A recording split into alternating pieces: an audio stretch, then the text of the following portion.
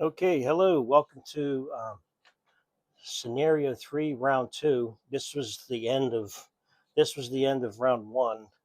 I'm going to go around and pick up the dice. We have to do one thing before we start round 2, and what we got to do is do the special rule for the steam vent eruptions.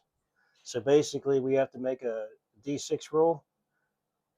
Well, we have to randomly select at the end of each round, randomly select one steam vent unit. Steam vent units within 3 inches suffer a pin and -1 agility to the next activation.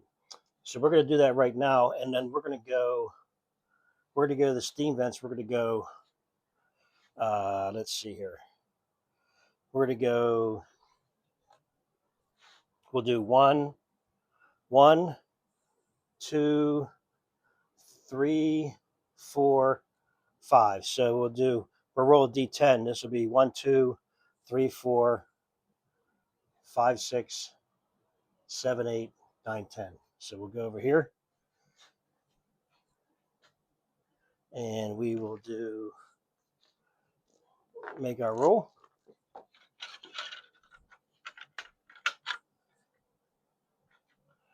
And it's going to be, okay, it's going to be the one in the furthest away from everybody that doesn't affect anyone. So this is 1, 2, 3, 4, 5, 6, 7, 8, 9. It's going to be this. Anybody within 3 inches would take a pin and -1 agility. Unfortunately for the units, there's nobody there. So we're going to go around and pick up dice and move on to the next round 2. So let's do that right now.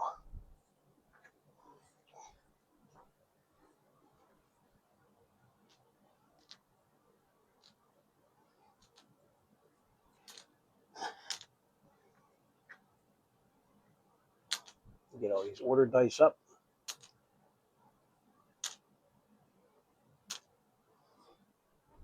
Get this out of there. If you hear any noise, it's the air conditioning kicking on. So apologize for that. It's like 100 degrees here. The chariots, skeletons with spears, swords, zombie hordes, death knights.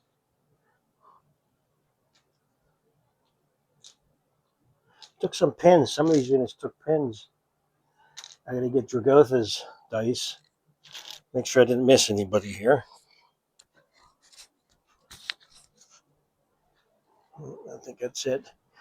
And Dragotha has 3. All right, I'll mix these up real good. And we're ready to go. Let's see what happens. Double check if there's anything to do. Special rules, Steve at the end of each round. Entering pools. Dragotha's bound phylactery. Another special rule, his dread presence. While Dragotha's on the table, enemy units within 12 inches suffer -1 command. So I think, let's take a look here within 12 inches. And I think this unit, yep, they're -1. Who are they? I'm taking from the dragon. I'll go from the dragon's body. Yep, definitely within 12 inches of Dragotha. So this unit here is going to be -1 command. That unit is going to be -1 command. We'll move this up here. And we will. Yes, this unit here is going to be -1 command. So we're going to put the marker on that one. So I don't forget, because if I don't mark it, I will forget. So we'll use a blue marker for that. So I'll remember these guys are -1 command before we kick things off. All right.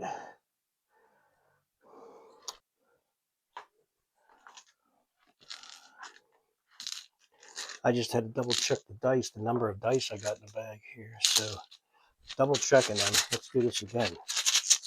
Okay, first die out of the bag is going to be knights. Okay, so let's take a look here at our knights. We have who are we going to go with first?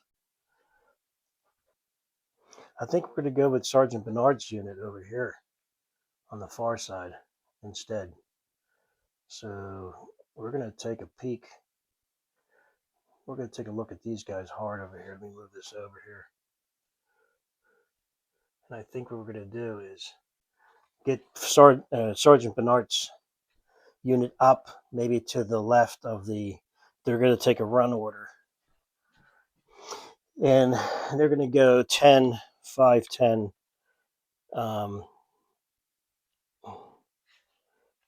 They're going to take a run order to get up to here. And put him right on the edge of the table. Yep, and these guys will go here, here, and we'll tuck him in here, and we'll go with 6, 7, 8. Yeah, we can move him. What?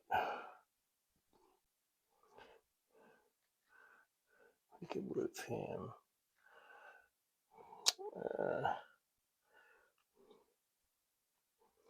1, 2, 3, 4, 5, 6. Then I can move him another 4. So yeah, that'll take him right up the butt here. So yeah, the unit will be there. They'll take a run order. Sergeant Bernard is going to try. They're going to try to get some up front here on these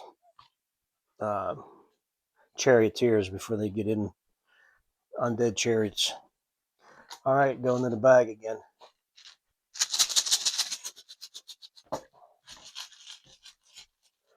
We got, okay, here we go. Let's take a look here.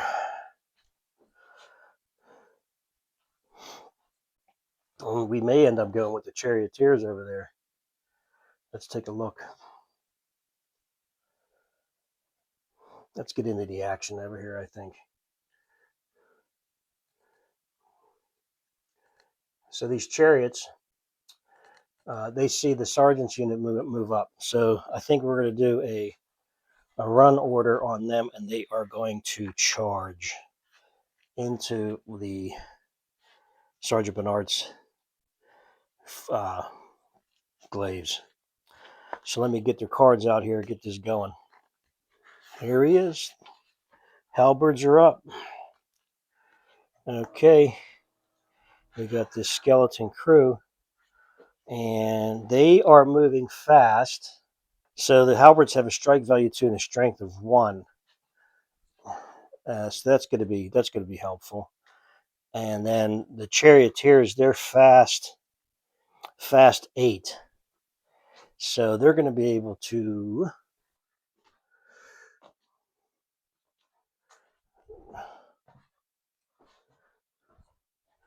So yeah, they're going to. This unit's going to come up. They just got to take a run order, so that'll be 16. It'll definitely get them, so they'll turn. They're going to charge right into here, into this unit. So they took a run order. Now, prior to closing with Sergeant Bernard's unit, the skeletons have spears on their chariots, and they're going to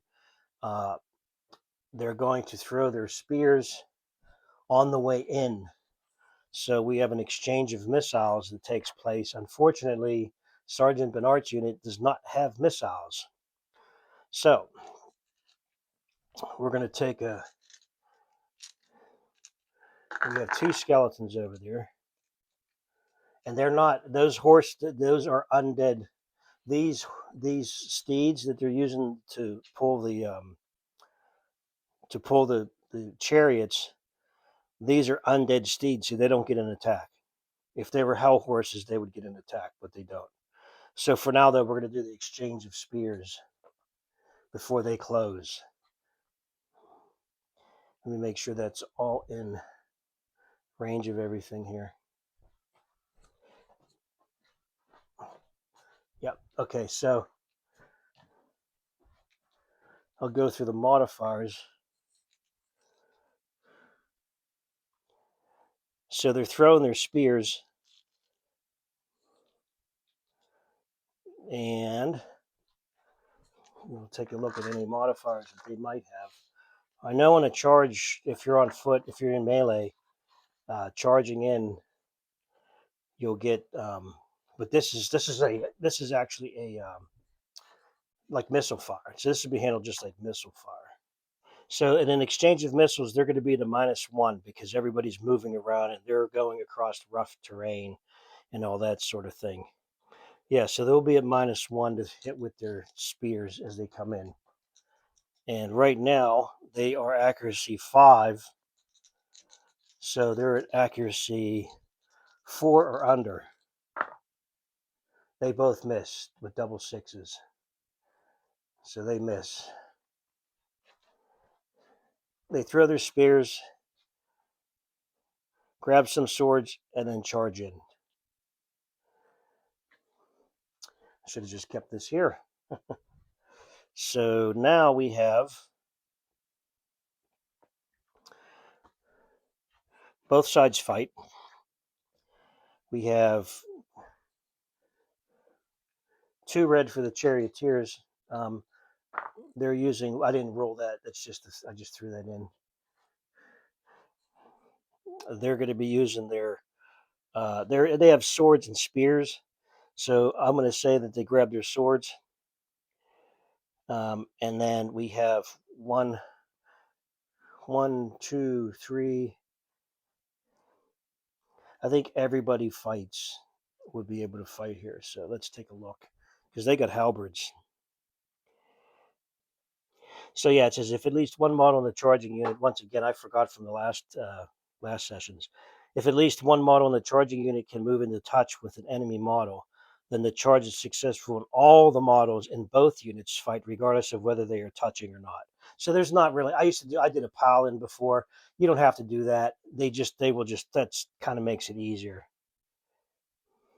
So we're going to go with. We have 1, 2, 3, 4, 5 of Sergeant Bernard's. Let's roll this up and see what we get.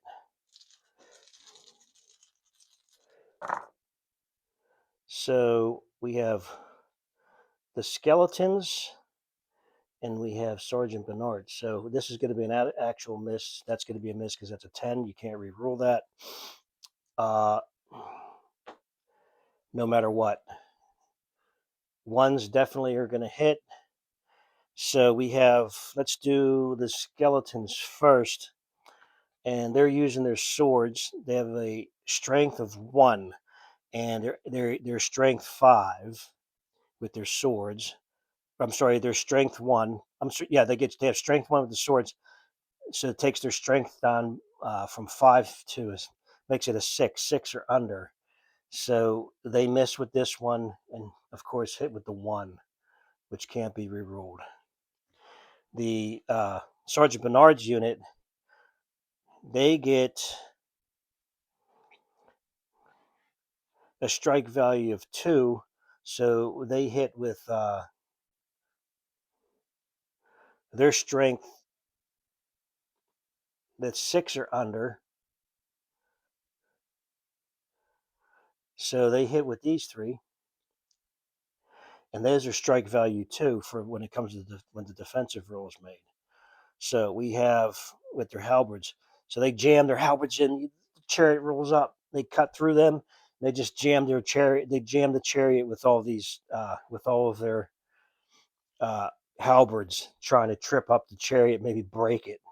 We'll do the knights save, or I'm sorry, Sergeant Bernard's unit save first. All right, their resist. They have medium armor. So they're at a 7, a resist of 7, but the chariots have swords or strike value 1, so that's 7 goes down to a 6. And then the chariot has an ability called irresistible charge. It has a D3 strike value bonus. So let's get a D3 out here. Okay. This is the strike value bonus, plus they're charging. So strike value of 2.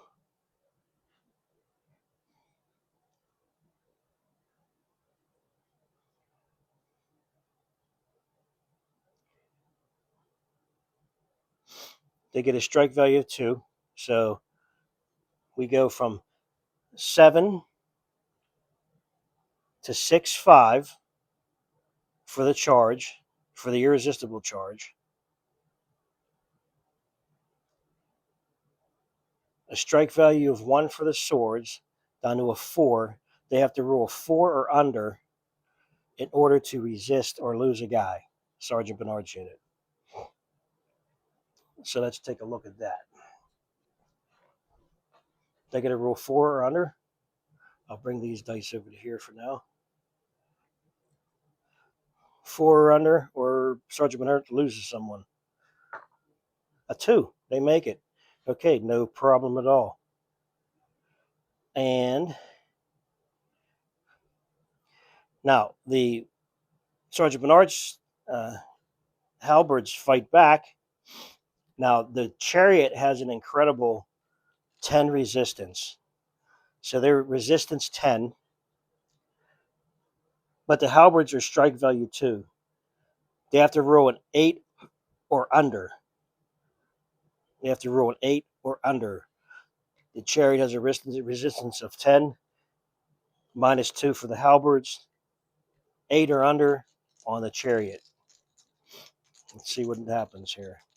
So 9s and 10s will strike the chariot. 8 or under, they make it. So nobody takes any pins. The combat is a draw. Neither unit prevails over the other. A tenuous situation over there with them guys. Yeah, for sure. So the battle's begun. No hits on either side. So neither side has pins. So whoever would have pins, the most pins would be defeated, but none of them are. Okay, so in case of a draw, both sides would normally consolidate. However, if both players wish to do so, they can fight on with the follow-on combat. Sergeant Bernard's unit definitely wants to continue the combat. Honor would dictate that. Honor to Heronius. However, the skeleton chariot may not want to. So we're going to go to the fate dice. And we're going to say that we'll get the dice out here and we'll let fate decide. Now, I think that it is maybe a yes or no. So we're going to let's do the probability as it is. It's a 50-50 chance. So we're not rolling any additional dice. So let's see what we roll here for the fate roll. Will the skeletons continue to fight? Will the chariot continue to fight?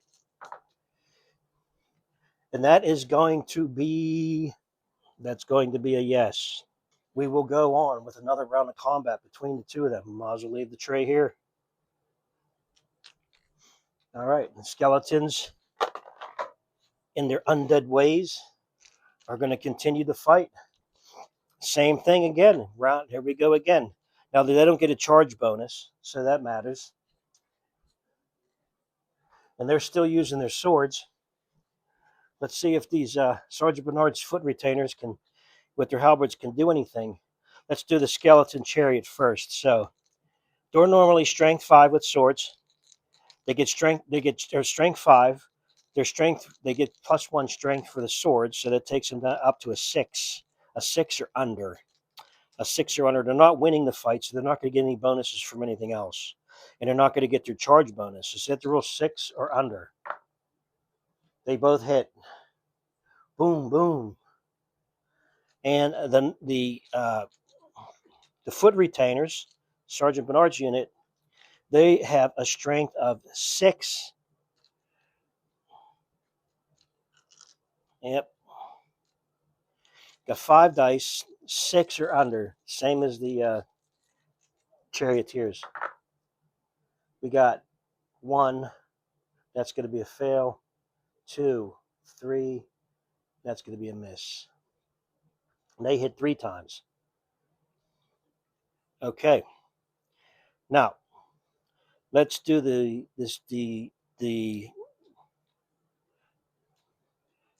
Sergeant Bernard has to, they resist 7, and the swords have a strike value 1, so they have to roll 6s or under, or lose people. They don't. They roll double 8s, so they're going to take 2 pins.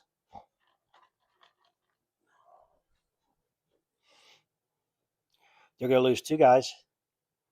Take 2 pins.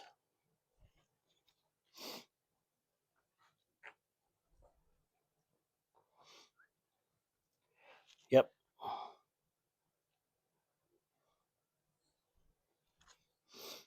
Well, let's see. A failed resist test. Let's see. Will Sergeant Bernard take one of those instead of will he?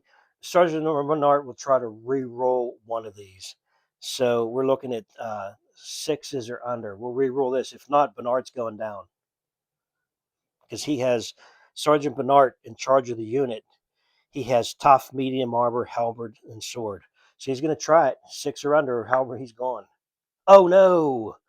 All right, how he's gone. That's Sergeant Bernard. I'll mark that on the card. Sergeant Bernard is out of commission. He's been taken down. He failed his toughness roll. He has tough 1. He took one of the hits from the chariots. I probably could have rolled randomly, but I'd play in the night, so I chose him. So Sergeant Bernard is out. I'll mark that on the card. Sergeant Bernard has been struck down. So their command goes from an 8 to a 7 because they no longer have any command. Okay. Now, they took 2 pins. 2 pins for losing 2 guys. There's a very good likelihood that this unit may lose. Let's see. For the the chariots, because they're hiding in the cupola, if you will, of the chariot, they have resist of 10. The swords take it down to the halberds take it down to, with a strike value of 2, down to 8 again. So they have to roll 8 or under. Let's see what they get here. And they passed it all. They don't take any damage. Okay. So let's see what happens here. Not good. Not good for Sergeant Bernard's unit. Let's see what happens as a result of all this. They got to make a break test. Sergeant Bernard's unit, the late Sergeant Bernard's unit, their command is a 7, and it's modified for pins that they took. So that's down to a 5. So we need to roll 5 or under to see what happens here. 9. They don't roll it. They don't get it. They're going to suffer D6 pins. And let's see what happens here. Here we go. Oh, 6. And plus the 2 they have is 8. They're routed off the table. Sergeant Bernard's unit is gone. After Bernard left, they route off the table. They said they couldn't do it. They're gone. And the chariots prevail. We have the first complete loss of a unit for the knights. Wow, really, really devastating here. And that's that. Okay. And we're going to move these guys onto the back of the board to show. They lost Sergeant Bernard and they lost all of their will to fight and they just bailed. They're out. The chariots, the strength of the chariots have proven that how formidable they really are. They're susceptible to archery though. Archery has a better chance of taking them out. But Sergeant Bernard's unit is history. He's gone. Okay, let's go with the bag. See what's up next. So I could take Sergeant Bernard's unit and put this aside. See you later, Sergeant Bernard. Not looking good for the Knights, man. Their left flank is collapsing under these chariots. Let's see what we got going on here.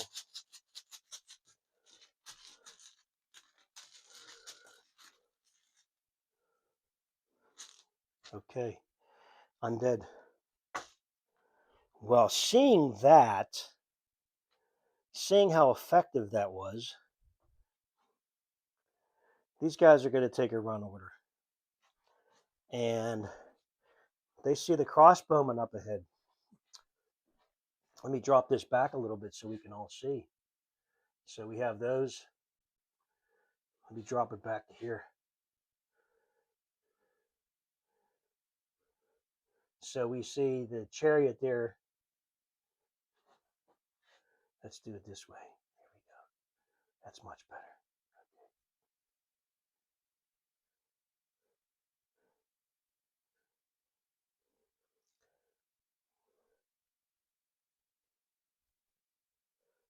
Yep, there they are. Okay, so we got this chariot unit here.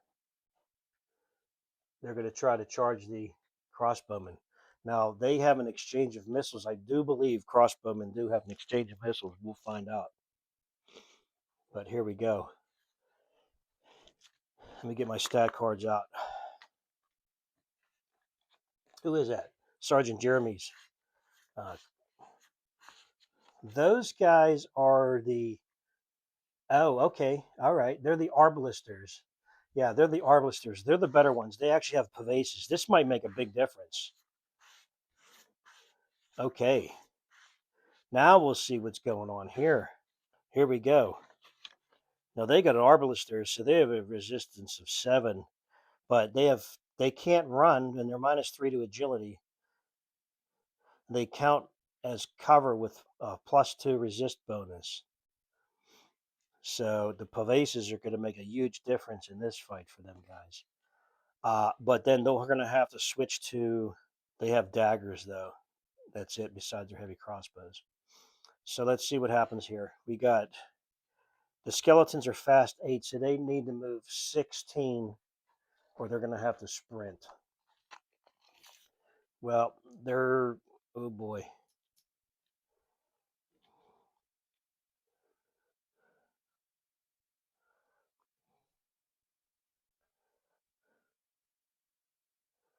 Maybe they'll just set themselves up for a.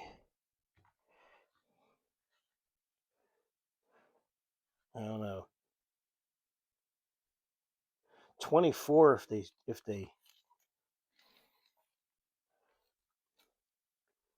they sprint, but they'll have to take an agility test, and their agility is a 3. Or they'll take a pin.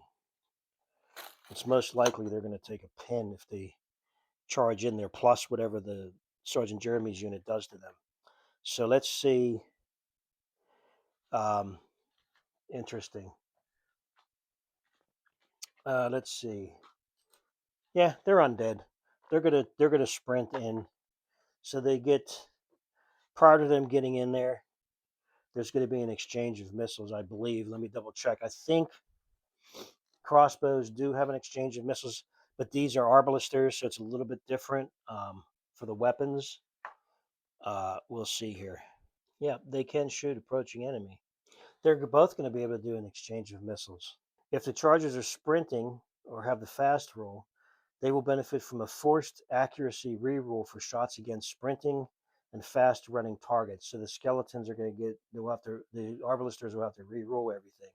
So there's going to be an exchange of missiles.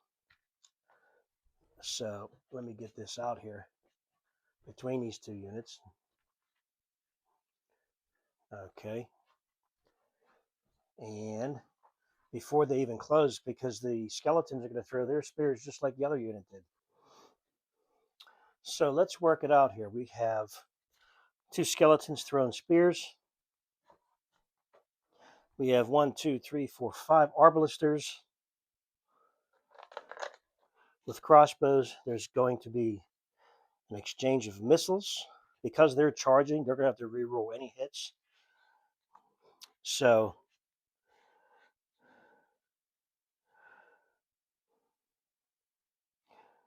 the skeletons have accuracy of 5. They're going to be down to a 4 because of them charging. So if you're involved in an exchange of missiles, you automatically take a -1. Okay, so we're looking at 4s. So we're going from 5s to 4s. Here we go. They both miss with the spears. Spears launch into Sergeant Jeremy's unit and miss. Miss. Clean misses. Now, the arbalisters, interesting enough, this is going to hurt that chariot if they roll well. If they roll poorly, then that's going to be, then it's not going to be good. So all of them are armed with daggers in addition to their crossbows. So they have the Sergeant Jeremy has tough, and he's heavily, and they're all heavily laden. So that means they have an agility of -3. So their agility is a 1, which is terrible. But because they're carrying they have these huge pavases in front of them, which I don't show here. But they get that'll give them +2 resistance bonus. It counts as cover. So their accuracy 5. Okay. Because this is an exchange of missiles, they're going to be accuracy 4. And that seems like all of the bonuses that they're going to be able to get. So let's see.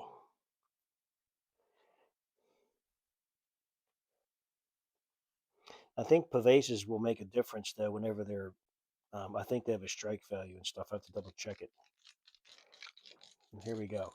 So we're looking at 4s or under on an exchange of missiles. Oh boy. They missed with everything.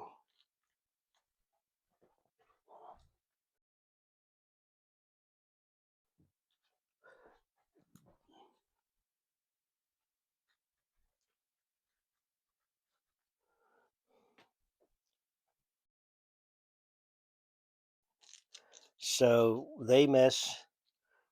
They charge in here to these guys. And everybody's going to get to fight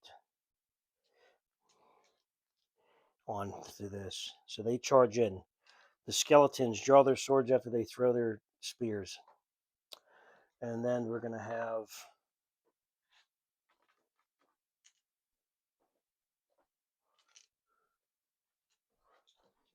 we'll keep them in a line because they got their pavases out. Okay, and these are going to be for the knights. Let's take a look here. We have the skeletons with their swords are strength value 1. But they're going to get a strength bonus for charging in. Also, I'm sorry, from strength 5 to 6 and 7. So they're going to get +7. +7. But they also have irresistible charge. So 7.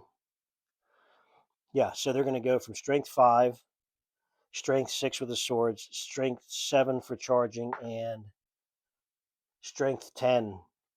So they're automatically going to hit. These are going to be auto hits. These are auto hits. They can't fail. So both of these hit because they charged in there. The arbalisters are going to have using their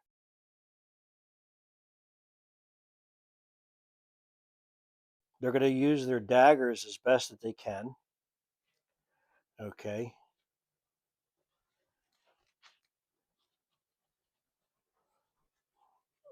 Dagger has nothing. It has a strike value of 1. Yep. So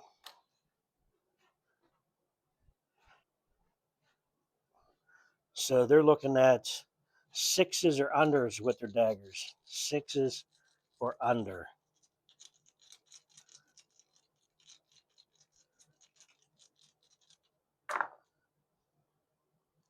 Oh my goodness gracious! They missed with everything.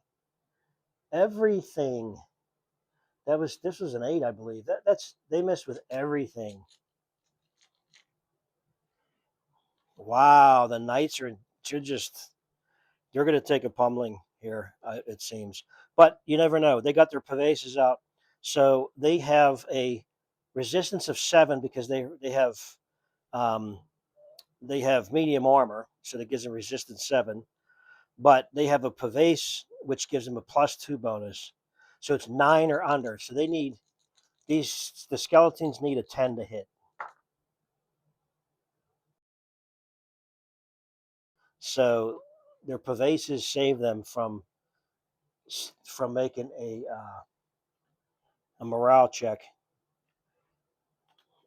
Well, it's not a morale check. It's a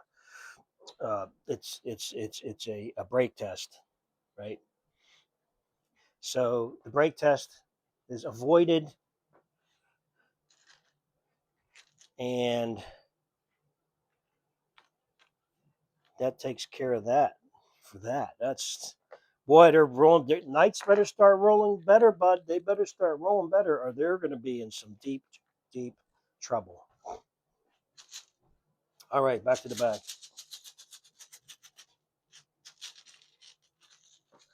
Who's up?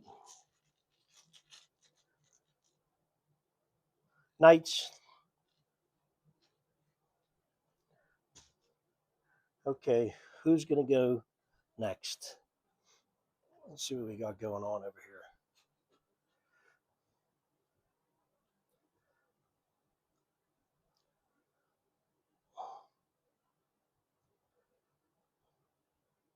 Well, I think I know. That chariot looks awfully juicy.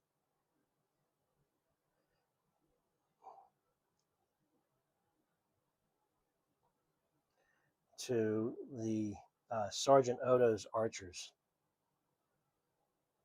Can they turn the tide? I don't know.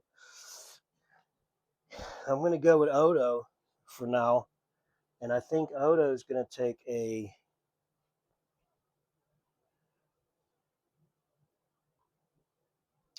I think they're going to take an advance order, and then they're going to fire on the chariot. So let me do that. And they get 5. They can move 5. So I'm going to move these models to see if I can get them a shooting line as best that I can. So,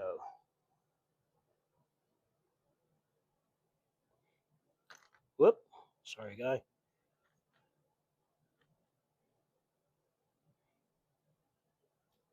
Yep.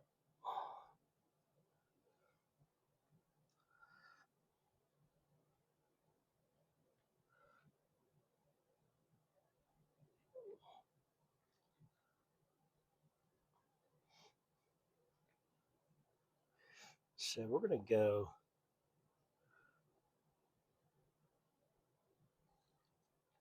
5, 5, 5.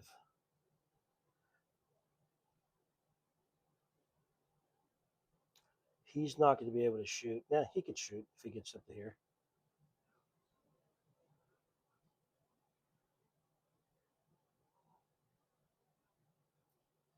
Yep, he'll go here. He'll go here. Stay out of the lava.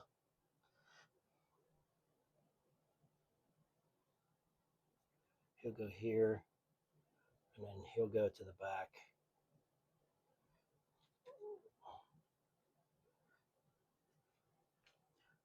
I'll have to pull him back.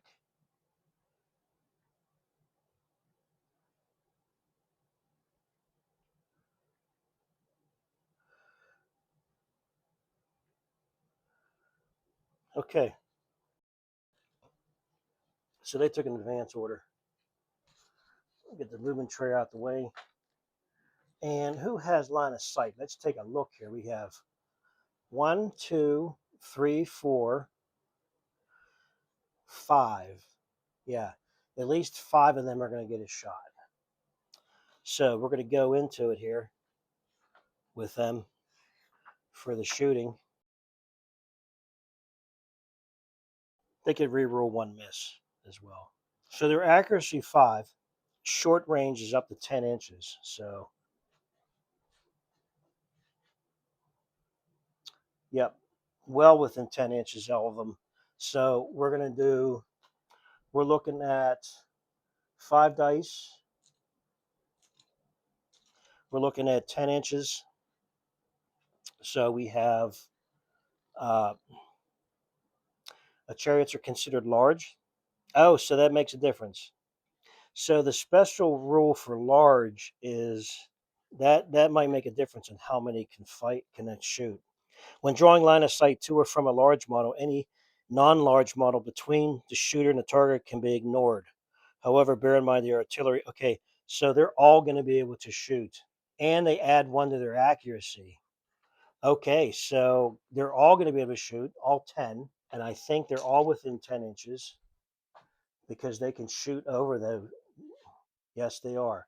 So they're going to be. That's going to make a big difference. So they're all going to get to shoot now. This is why the chariots are so vulnerable because they're up above everybody else.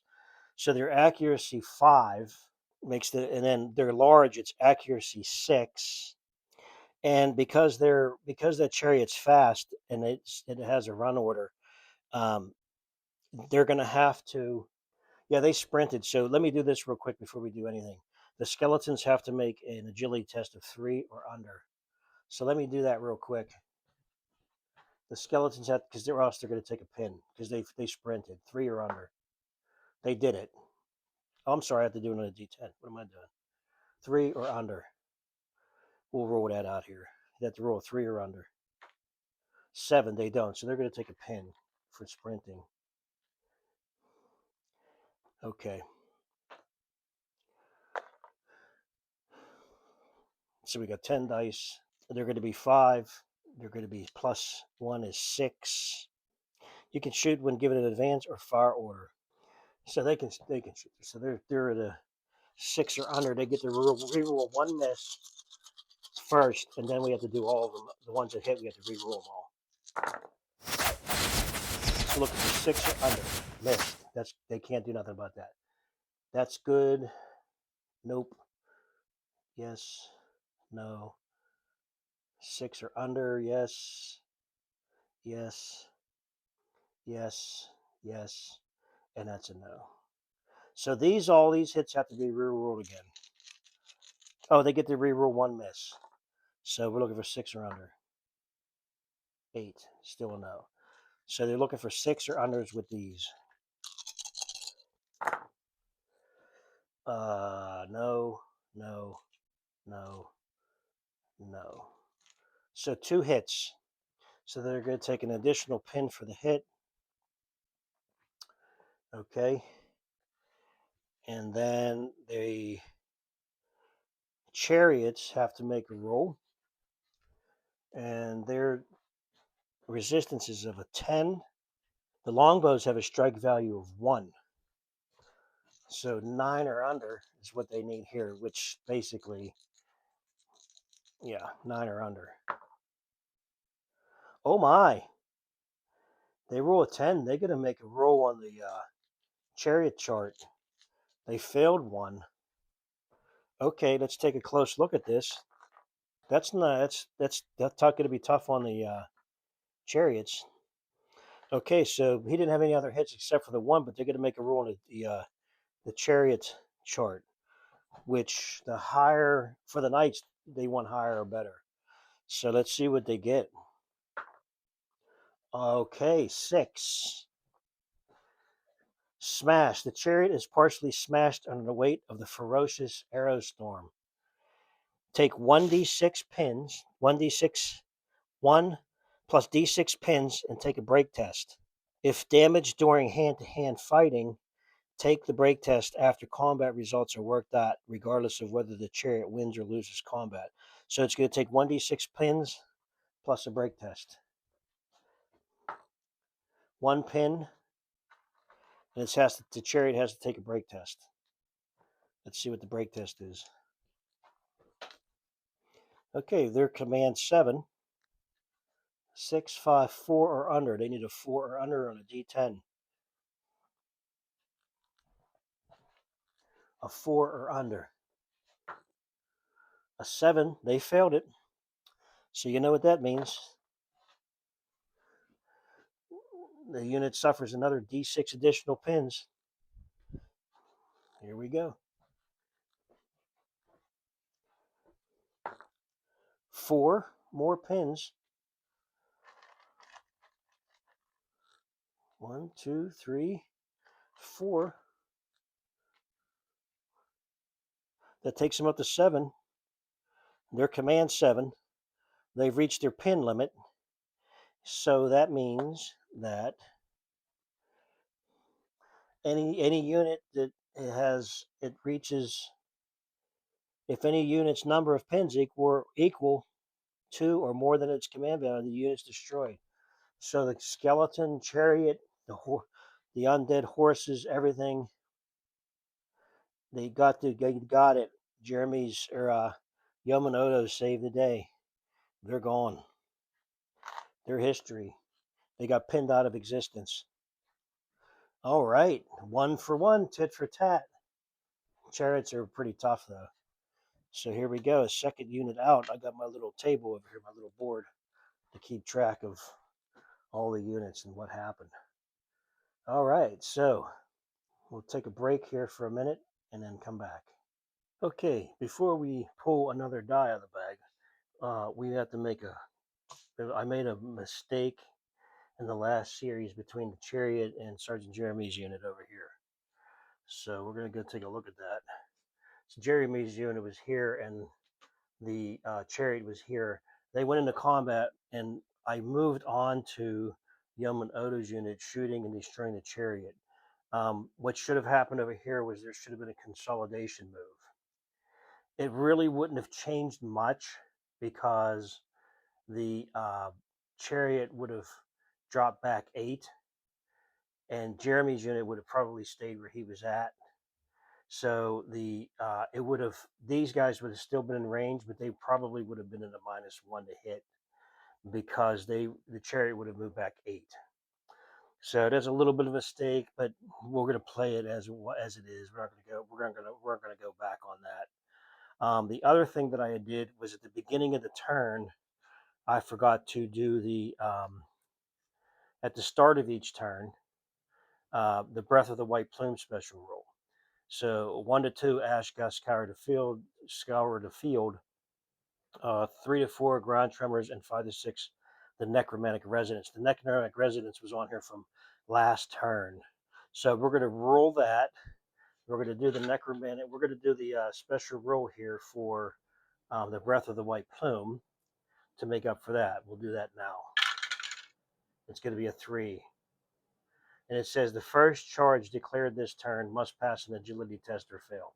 So that's good, right? Because the first charge declared this turn must pass an agility test to fail. The only units that charged was the chariots. They're the only units that charged. And because we sort of gave the benefit to Odo's unit because of the missed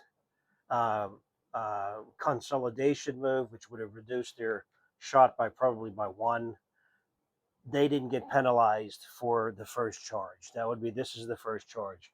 So essentially, we'll even it out, right? We won't give them. They were able to do their charge. They passed their agility, and their agility, their agility was really low to begin with. For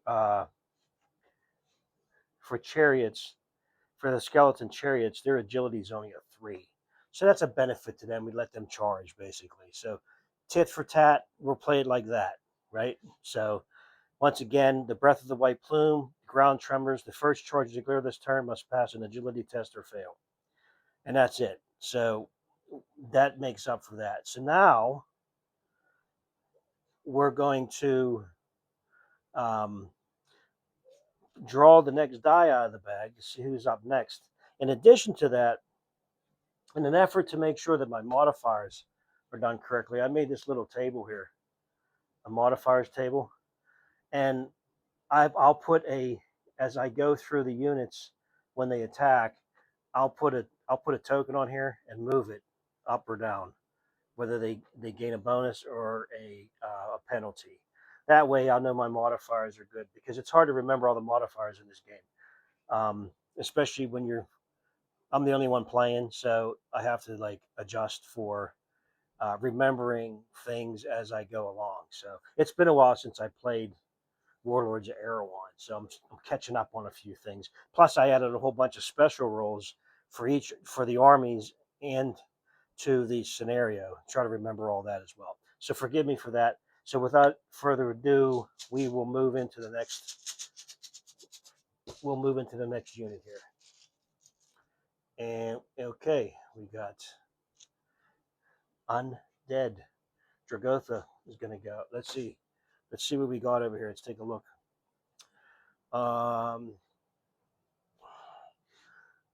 Dragotha is going to hold off, I think, for now. And I think we're going to pull these archers down from here. I think we're going to move these archers here. Let me set this up here. I think we're going to get these archers into it, the skeletal archers. So we're going to do that with them right now. The skeletal archers they're armed with swords and bows. The skeleton leader, he has tough and he has the undead roll. So basically, they have to get pinned out. They don't have a morale. They just keep going until they fall apart. So we're going to go with these guys. They're going to take a run order, and they're going to come around this land, this this bridge, this lava bridge, and see if they can start to get over towards. See if they can start making their way over here towards these knights. So they're gonna come across here, and we'll do that now. So we go 5.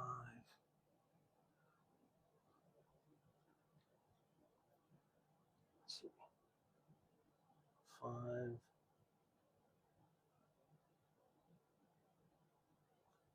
Let me get my other.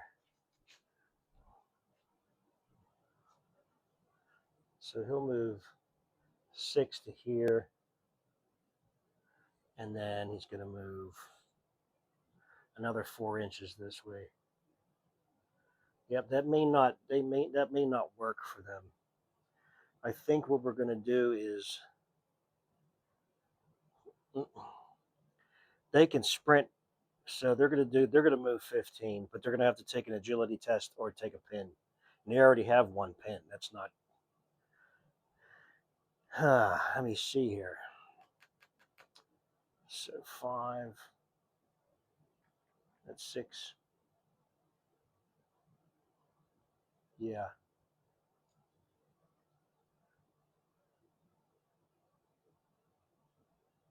15 would put them out here. So we'll sprint them. We'll see if they can make the. We'll just move them all over here.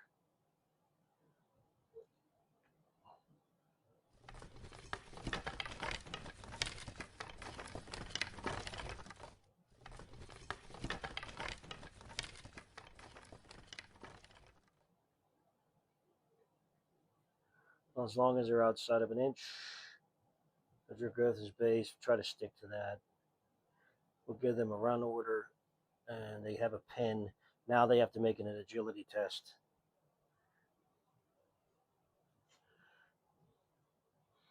And their agility is a 5, so they roll 5 or under. Here we go. Make a quick roll for the skellies. 5 or under is what we're looking for the guy. A 3, they're good, so they don't take a pin. All right. Okay then. And then we will go back to the bag.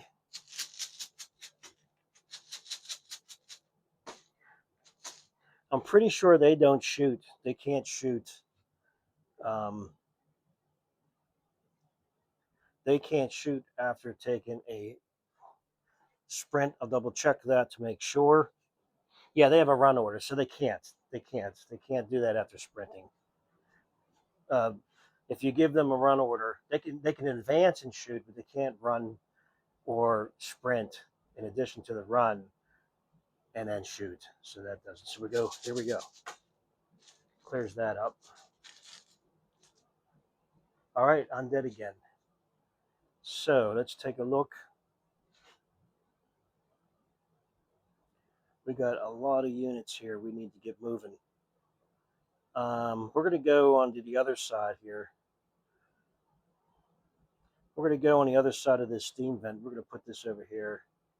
And I think we're going to advance that skeleton crew, that 10-man skeleton unit, this one here. I think we're going to move them. We're going to give them a run order over there. So let's go back over yonder. It's a long table, so you know. We're going to go 5, 10.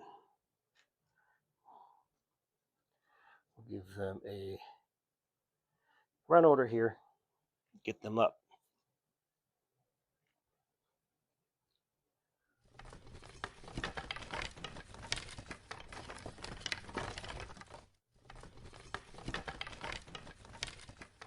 Six.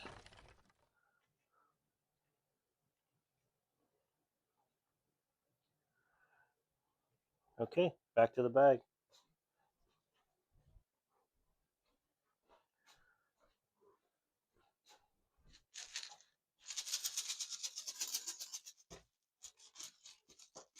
We got knights, Shieldland knights.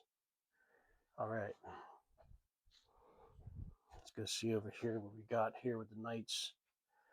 There's a lot of choices to make here. Um,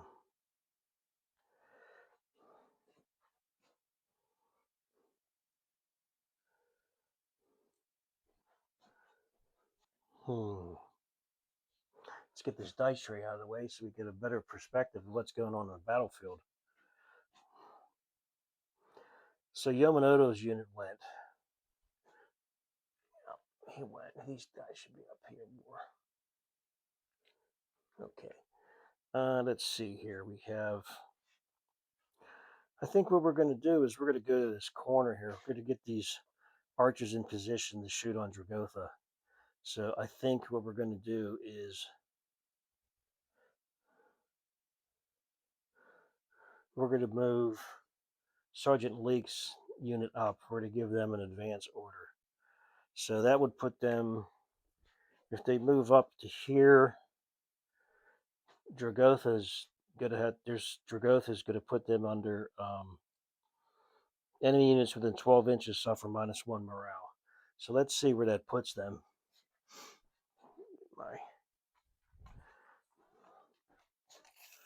So we got like from Dragotha.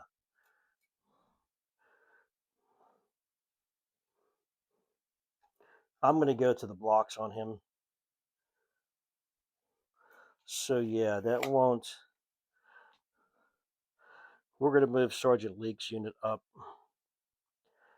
5 inches.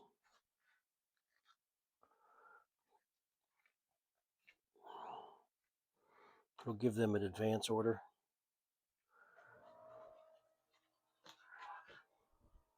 And that's that for that. And we will go back to the bag. Sergeant Leake is getting into range of what he needs to do. These archers already went, but Dragotha is a problem. Dragotha has 3 dice. And let's see. Okay, undead. Back to the undead. All right. I think what we're going to do is we're going to advance the these um, spearmen up next. We're going to advance the spearmen on the other side of this um, steam vent. They're going to advance 5 because I think if they run, it may put them too close to this unit. That might be a little much. 5, 10. Yeah, that'll put. So we're going to advance him up 5. So we'll get these guys up here. Getting ready. Maneuvering into position. We'll give them an advance order.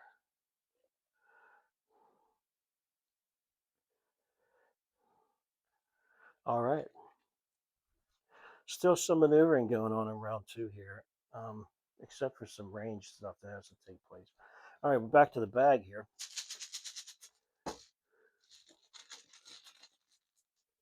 Knights. Well, I think it's evident what we're going to do on this side. We're going to advance. Let's move this to here. Sergeant League's going to need some assistance here real soon. So we're going to advance. Yeoman Huff's unit is going to advance forward. That's Dragotha is large, so I'm going to pull them off their base and see if I can get a firing line going. They're just going to take an advance order. So we'll put that here for now. We're going to move each one of these guys 5 off the base. 1, 2, 3. Form a line. Form a line. Right? 5. Oh yeah, they'll be spaced out. I want them spaced. So it'll be so that everybody gets a nice picture of Dragotha. So we'll go 5 here. Oh, we keep bumping that. Okay. Yeah, what am I doing here?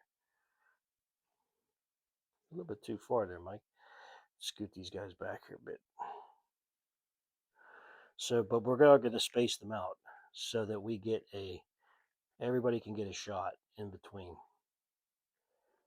Well, it doesn't really matter because Dragotha is large, and these guys, they're not large, so they can shoot over them.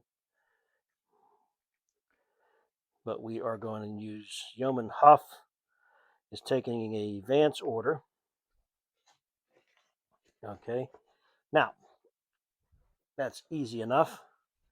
Now we're going to take and step this back a bit because we're going to check the range between the nearest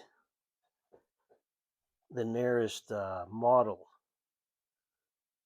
in Yeoman Huff's to Dragotha. So we're looking at 15 inches, the closest. So 15 inches, you're going to do we got some modifying to do. They can advance and shoot and not take a penalty.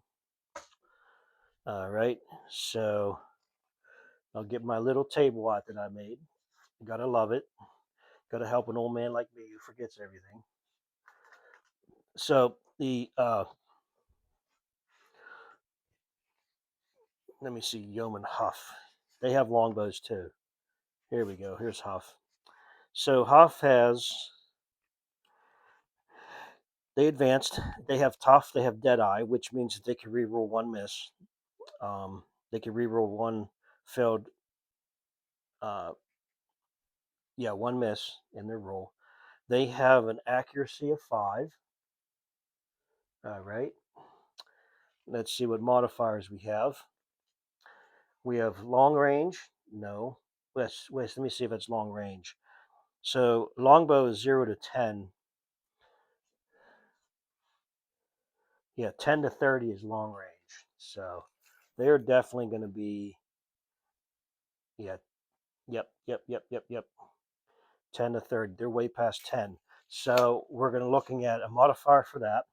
So they're going to lose -1. So they're fours. They go drop from 5 to 4. They're not taking an aim shot. They're shooting at a large target, which brings them back up to 5. All right. And that is it for their shooting. And we are at 5s. 10 shots, 5 or under on Dragotha. Okay, let me see if I can get this in camera here. 10 shots. 10 shots looking at for 5s. All right. Let me double check. I want to do one thing before I roll because Dragotha's got all kind of special abilities. It's a special model. So he has Dragotha's Dread Presence. Enemy units within 12 inches suffer -1 morale. They are outside of 12 inches, so we don't have to worry about that. We have, where is he here? Come here, old man. Yes, he's large, so we added the +1 shooting. He's undead, he can't be routed. He has dread, he gets -1 to shooting in close combat, -1 to break test if defeated by a dreaded enemy. Okay, so we do have a modifier. Dragotha has a ability called Dread. And the Dread rule says that it's -1 shooting in close combat and -1 to break tests by a dreaded if defeated by a dreaded enemy. He is so dreadful. He is so scary that just drawing a line of sight to him across the bow causes the archers to waver just a little bit. So that drops us back down to 4s. It's good to know that. So we are at 4s. He has a dreadful presence. When the archers draw on him, they start to see things they haven't noticed before. And it starts to play with their minds as they're drawing back their longbows. So we're looking for 4s and unders. This has to be in the tray. So we have miss, miss, miss, miss, miss, miss, miss. So we have 3 hits, three possible hits on Dragotha. So he's going to take a pin for that. The old boy's going to take a pin for that. And then the saddest part about this is his resistance is 15. The longbows have a strike value of 1, which is 14. So they're only going to be able to hit Dragotha. They're only going to be able to hit Dragotha on a 14 or better, or in game terms, they need a 10 in order to hit Dragotha. The auto hits. If you hit a 10, it's an automatic hit. So let's go and see what they can do here. Double check everything here to make sure. Yes, they get him. He has to make it. They need to roll 10s here to see what happens. To see if he gets the roll, and then you have to roll it. There's a special table for monstrosities. No 10s. Has no effect other than the pin. Dragotha is going to be really difficult to take down. Okay. That's Huff's unit. Dragotha didn't like that. He didn't like seeing an arrow storm launched in his face.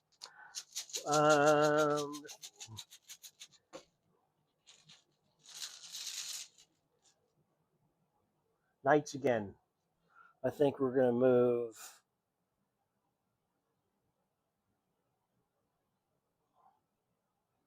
I think we're going to move Yeoman. We're going to run Yeoman Uther's unit up to here.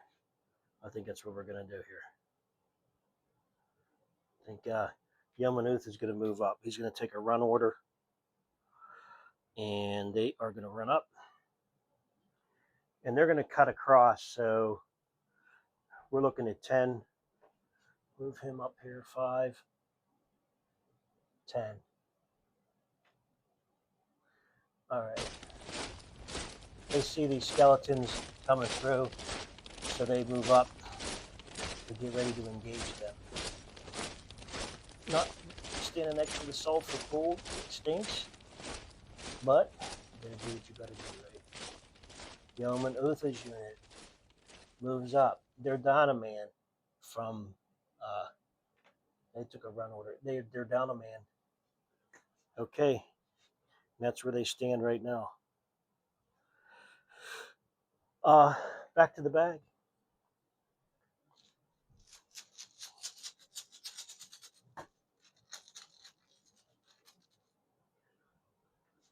Skeletons, or Dragothas.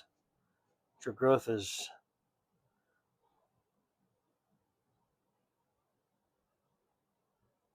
Let's see here. We're going to move this zombie horde. We're going to advance them. They already have a pin. I'm not giving them another one. They're not going to run. They're just going to advance up. Take an advance order.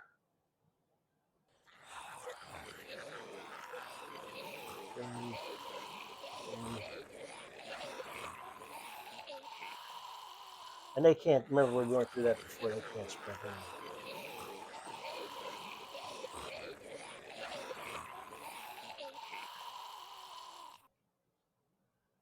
We've got the 10-man zombie unit advancing forward. Here's their pin. All right. And that's where they're at. Let's get the die bag out.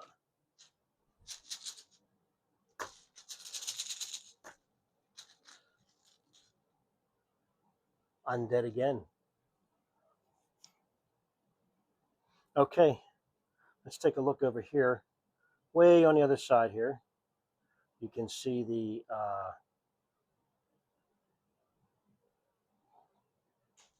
you can see this zombie horde. They're going to take an advance order and go over to here, moving everybody up. So they'll take an advance.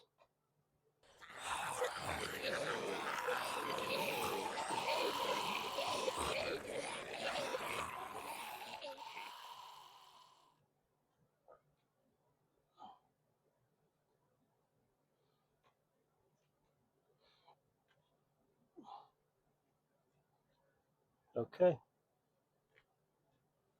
They advanced up.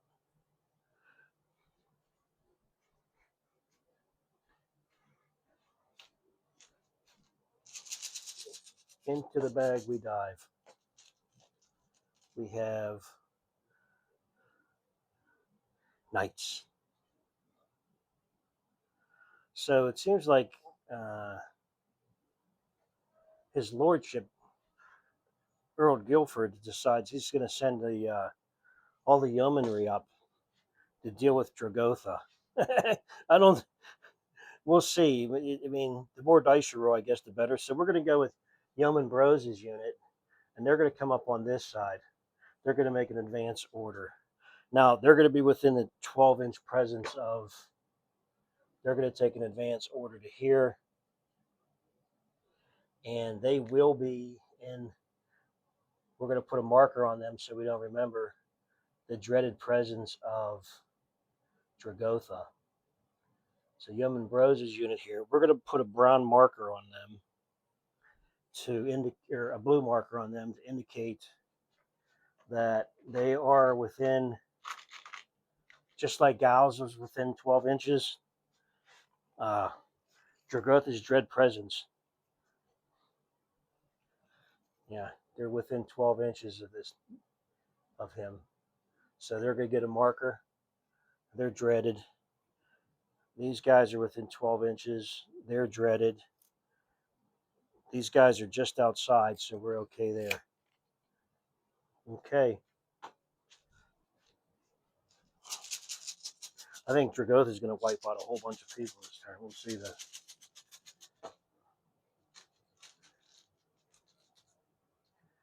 Knights again.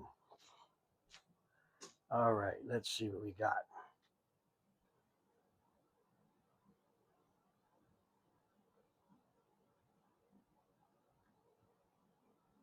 Let me get the camera here so we can see what's going on here.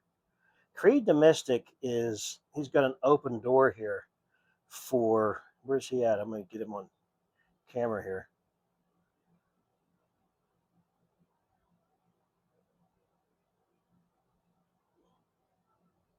Yeah, there's Creed over there.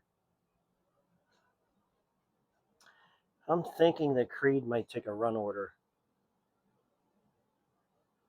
5, 10. I think Creed's going to take a run order.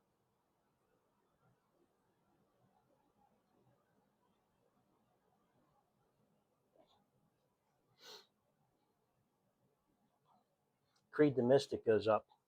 And I'm going to take a quick look at the spells and wizardry and see. Well, first of all, before I even do that, I'm going to take a look at. So we got 20 inches on one spell. Yeah, he can cast that, but I don't think he wants to waste or use that spell. He can do a fireball. Let's see if he's within range. Yeah, he's in with range of a fireball on Dragotha. However, I got to check and see if he's able to do that. So give me a moment. So he had to take an order, which he did. He took a run order. It doesn't specify. So he can. And he has to roll for fireball on Dragotha. And he does have clear line of sight. And he doesn't want to roll a 10 because if he rolls a 10, he has to roll on the bad boy chart, which means something gravely wrong happened. So we have to, yeah. Okay, so let's do it. Let's get this out here. Creed's going to cast a fireball, and I think, depending on what happens here, I think Dragotha is going to become enraged. So fireballs have a range of 20 inches. One enemy unit within range. It has a casting value of 9. So he needs to roll 9 or under. And he does with a 2. So he rolled a 2. He's good. We get this over here. Magic, it is considered a magic missile of fiery balls. A D3 plus his magic level. So we're going to get the D3 out. A D3 plus magic level. Let's see, you can't see that. Let's put that back. Yeah. All right, 3, 4, strike value 1, fire hits. So because it's a fire hit, he's going to get 2 pins, 1 for the missile, the fireball, and 1 because it was a flame. So he's going to get 2 pins. And then he has to make a roll. He has to roll to save. There's strike value 1, but of course Dragotha is resist 15. He's down to a 14, and that's going to be 4. So he has to make 4 saves. These have to be 10s in order to make these saves. This could be a critical here. Okay, we got a 9, a 4, a 6, and a 6. So none of those hits, none of those fireballs affected him. They just bounce off of his necromantic presence, other than taking pins. So, and Dragotha has a command of 9. So taking pins is a big deal, but he gets 3 dice. So I think Dragotha is he's getting, so far Dragotha's gotten archers throwing an arrow storm at him. He's got knights, people, and humans coming up all around him. Now he has a wizard throwing fireballs at him. Yeah, I don't think that's going to be a thing here.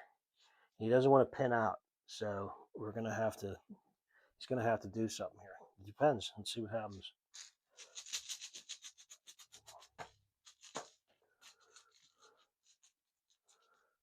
Knights again.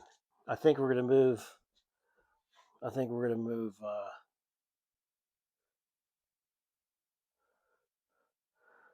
Sergeant Oliver's unit up.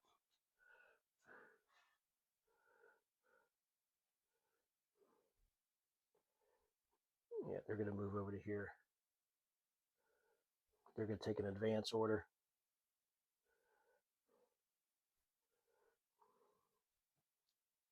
Okay.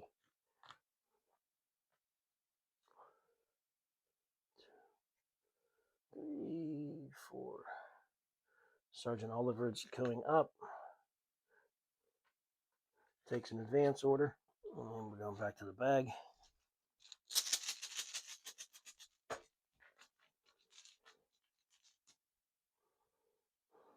Knights again.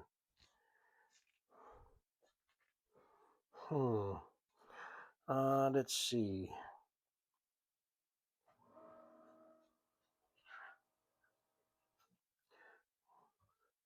We're going to do Sergeant Nedwin's crossbowmen.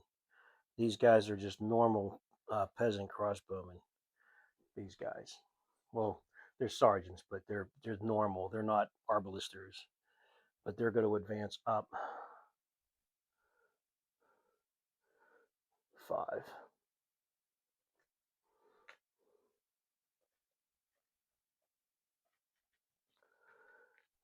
They take an advance.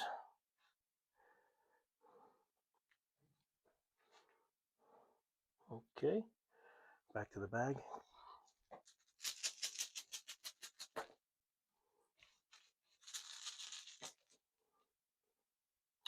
Knights again.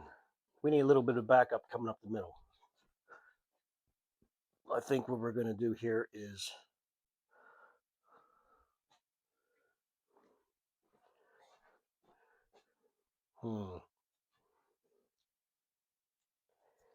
Errol Guilford's going to advance up. So Errol Guilford's unit, they are, of course, on war horses. They're fast 8, so they can move up 8, which they're going to do. They're going to advance. They're not going to go crazy. Earl Guilford's going to see how things pan out here. So he's going to move up 8 with the relic.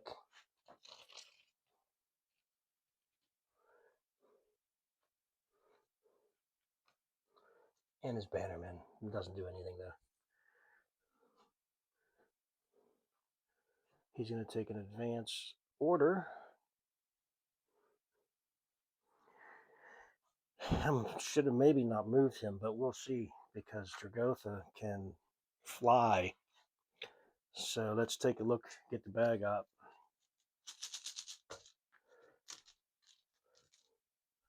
Okay, here we go. As we move back here yonder, and we take a close look at Dragotha.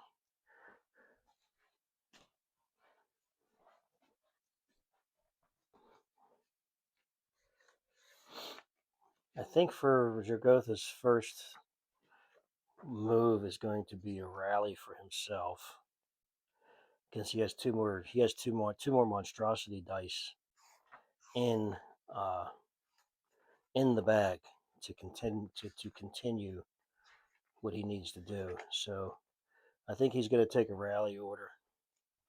Okay. He's a rally order. And he is going to roll against his command, which is a 9.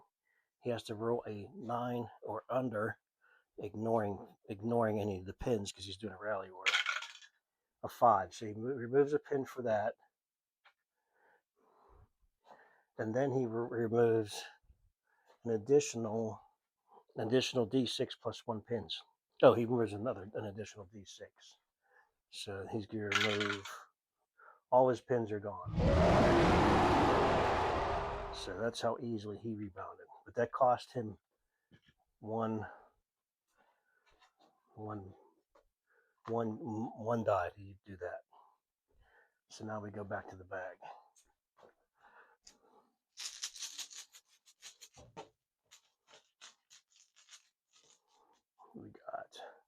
undead again. Guess what?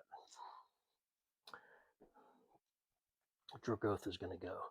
I think what he's going to do is Dragotha is going to go again. He is fast 6, so he can go 12. Let's put him up.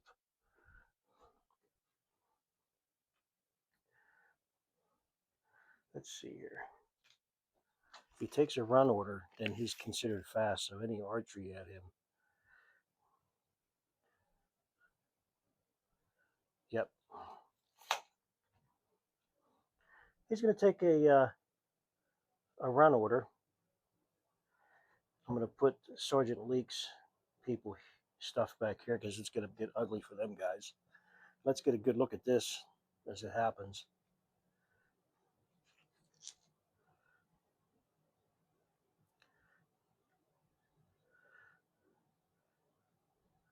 Dragotha is going to take a run order. He can move up to 12. He's fast, but he's not going to need 12 inches. He's going to take to the air. He's going to fly over to here, and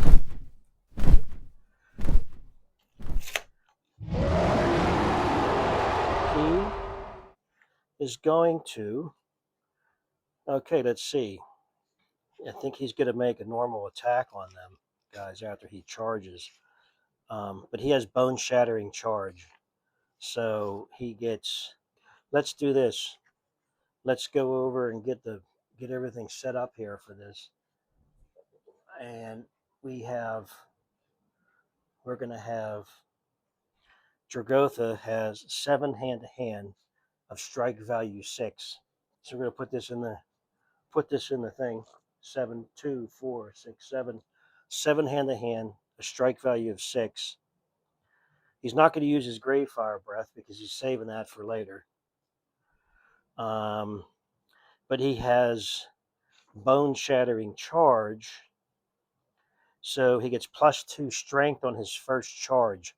The target must take a break test or suffer D3 pins. No other effects normally with the break test. So Sergeant Leake's unit, he just comes flying over him. He has terror, so they're going to be terrorized in addition to. So they're going to get a blue pin because he's now, all these units are going to get blue pins. They're all affected by Dragotha's dread presence. So they're affected. They're affected. Let's double check on the dread presence before I do anything else. There's going to be a lot of modifiers added here. 12 inches. Right? Is that 12? Yeah. Sergeant Leake's unit is just outside. That means all of it would be outside too. So all them people have dread presence. They're -1 command. He has dread, so they're -1 to shooting in close combat. He has terror, so they're going to be terrorized. A unit within 15 inches removes no pins when making an order test, regardless of the result. Or special rules allowing pins to be removed. A unit failing a break test within 5 inches is automatically destroyed. A routing unit within 5 inches is automatically destroyed. Terrifying units and units with the crazed, psychotic, or undead rules are immune to terror. None of them are spellcasters. Okay, so with all that considered, because he has terror, a unit within 15 inches removes no pins. So we're going to have to give out a terror token to everybody within 15 inches. So let's do that now. So that's a wide berth. So that's going to be the whole stick. They're going to get it. They're going to get it. They're going to get it. They're going to get it.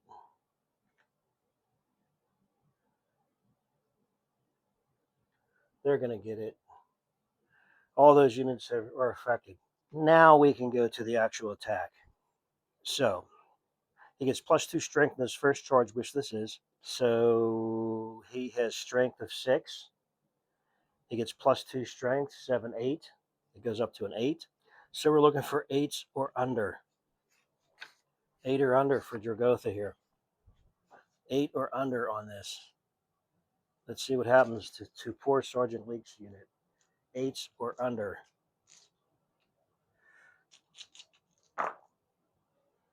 Hit, hit, hit, hit, miss, hit, hit. It's going to be 6 hits. 5, so 2. There's going to be 5 to. Everybody's going to take 1, and Sergeant League's going to take 2. I'm going to replace that with 2 dice because there's 6 hits. 1, 2, 3, 4, 5, 6. Okay, so first we're going to see if the knights or if the Sergeant League's unit survives or not. And Sergeant League, let's see what we got here for the guy. Okay, the foot retainers have a resistance of 7. They have medium armor, a long spear, and Sergeant League is tough, so he can reroll one of these. The spears cancel the charge bonus. Oh, okay, yeah. So their long spears canceled his charge bonus of 1. He would have got an additional 1 in addition to his special ability. In addition to Dragotha's special ability of the bone shattering charge, he would have got +2 strength for that. He would have got +1 strength for that, an additional +1 for the charge. But because of the spears, it canceled that. So that rolls good. So we're looking at 7s for them, 7 or under. We'll do Sergeant Leak first. He has to roll a 7 or under. Okay, he failed this. This is his tough roll. He fails it. So Sergeant Leak is gone. So that's 1 down. Oof. These guys are 7 or under. That's another guy dead. Passed. So we got 2 guys down.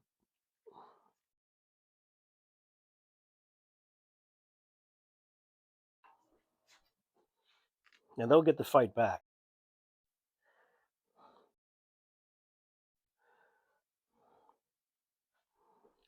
Dragotha, the spearmen, are strength 6, and there's the spears gives just a strike value 1. So before Leak and his partner go down, they get to attack Dragotha.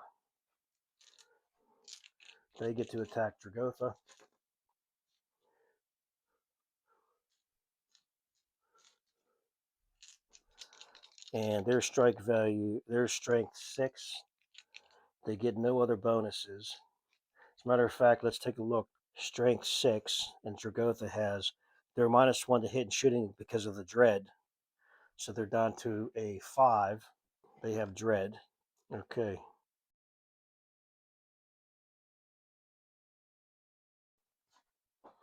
And that is all the special rules besides the morale and testing. So they have to roll 5 or under on Dragotha.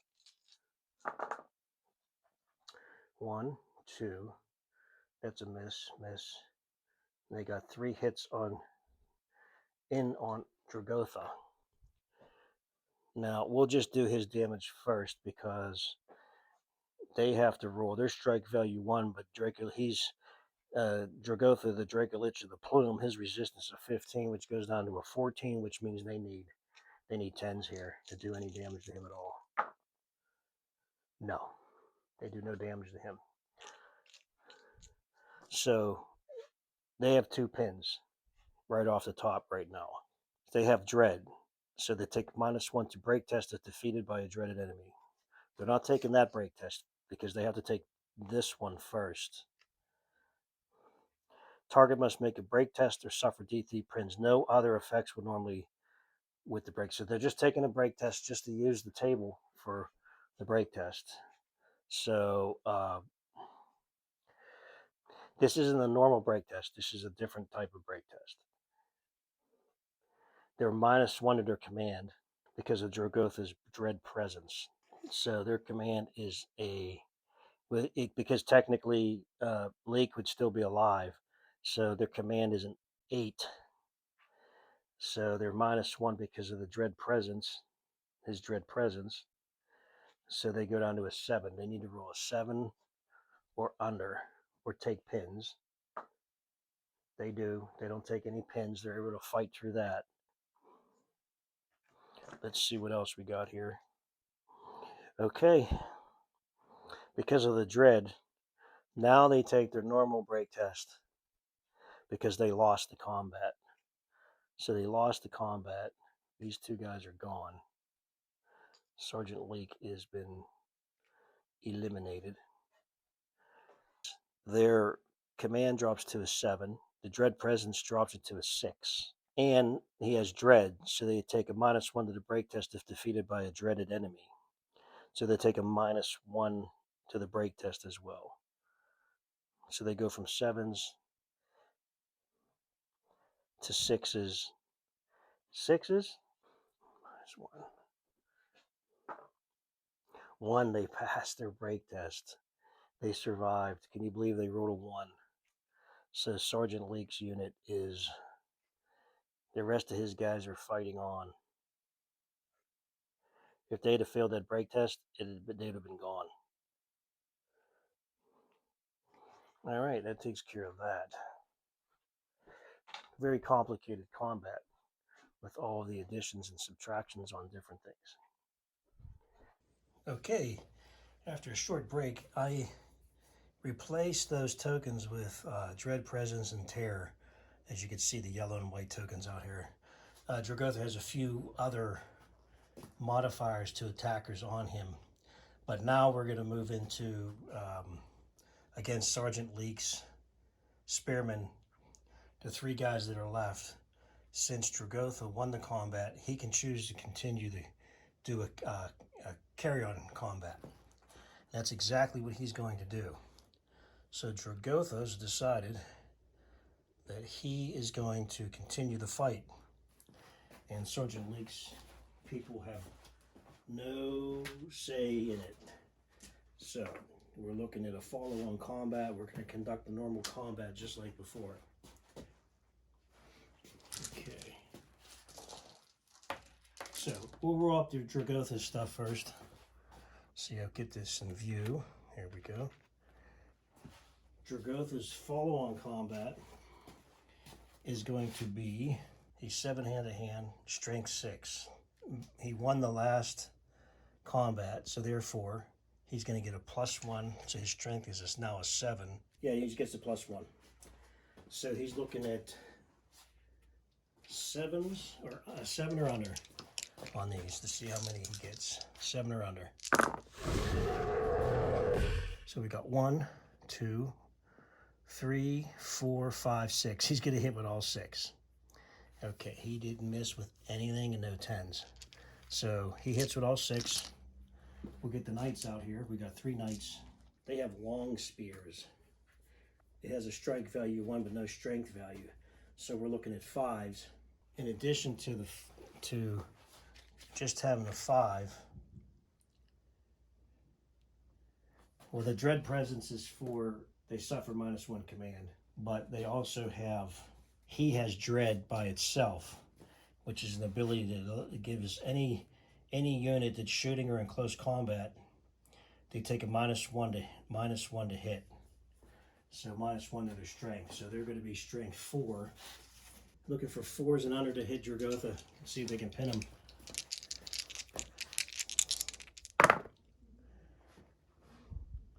Four or under, they got 2.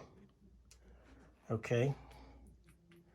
Now we're going to do his damage. His resist is a 15, which goes down to a 14 because of the spears. So they're going to need 10s to hit Dragotha. Nothing.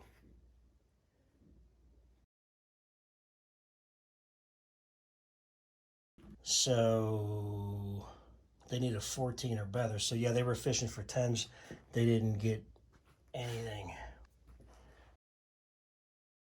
The foot retainers are going to do their resistance rolls now. Strike value of 6. So they have to roll 1s. They got to roll 1s here. and they don't. Well, here's 1-1, but then the rest of these hits. So you're going to have 1, 2, 3, 4. These guys are going to be gone. They failed their resist tests. So these guys, Sergeant Lake's unit has been destroyed.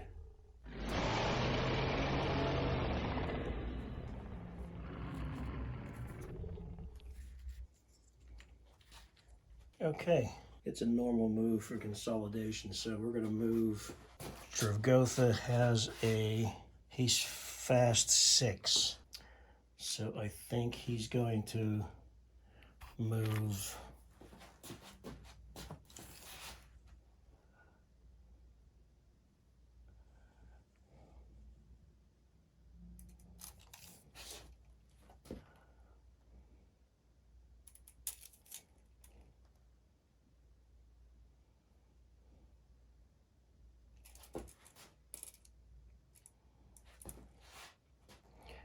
I think he's going to consolidate just a little bit closer here, and that's it. So we lost another unit for the Shieldland Knights. Okay. Draw one from the bag. I think the last time we did Dragotha things, I was fishing for 10s instead of 1s for them guys to live. But 1s are always a success, 10s are always a failure. So it doesn't matter, 1s or 10s. I mean, the chances of ruling either is right. So it didn't bother. It didn't affect anything. All right, we have knights. So we're gonna have.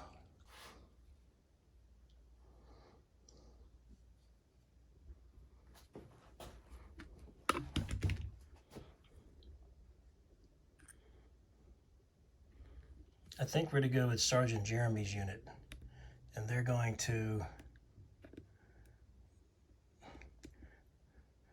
advance, and they're going to take a shot at the chariot over here.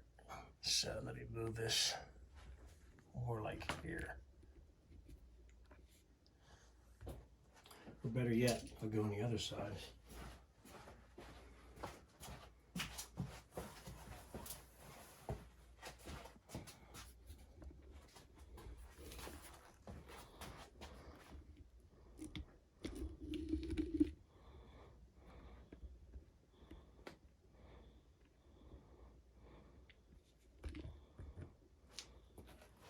So Sergeant Jeremy's unit,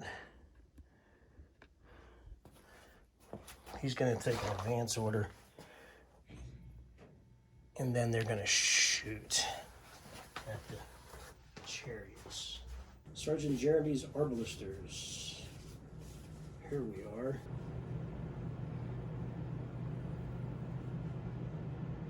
So we're going to move 5, advance 5, and then take a shot.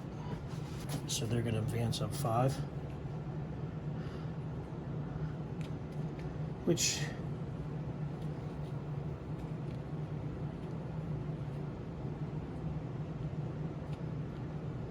Sergeant Jeremy advances up. And they're going to take a shot at these guys. So let's take a look here. It's a little bit of a better view of this attack. And maybe I can get the dice train here too. I like doing the rules on camera. Okay, so Sergeant Jeremy's unit, they got 5 arbalisters. They are accuracy 5. 0 to 10 is short range for a heavy crossbow.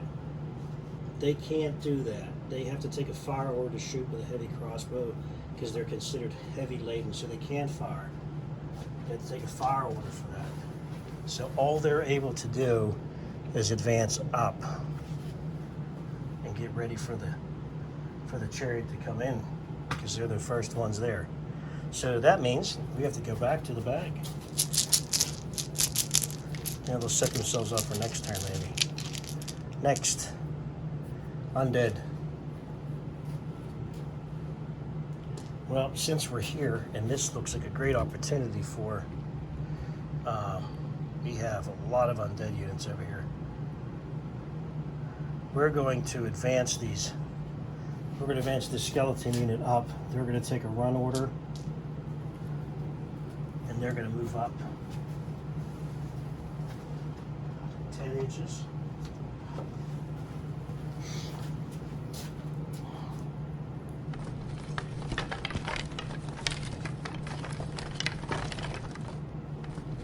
So we're looking at run up 10. These guys are all piled in behind.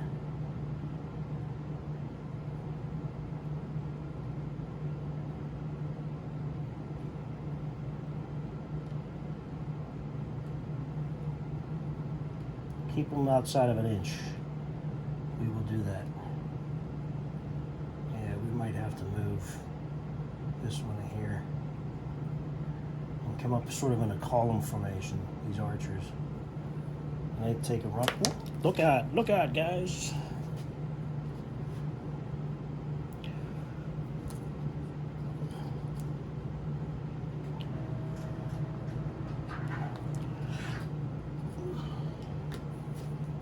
These guys took a run order. All right, back to the bag.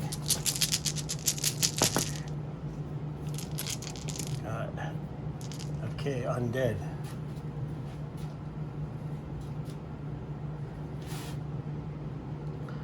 I think we're gonna go with, over here we have some undead units that haven't moved. So we're just gonna get them moved out first. We're gonna advance them up 5. We'll move the command up 5. I'll just take an advance order. So we're looking at here. Start getting these units up here.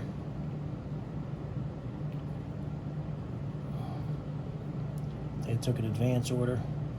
Right here. Very good. Going back to the bag.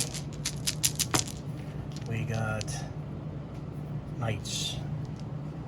Back over yonder. Let's take a look here. Let's see.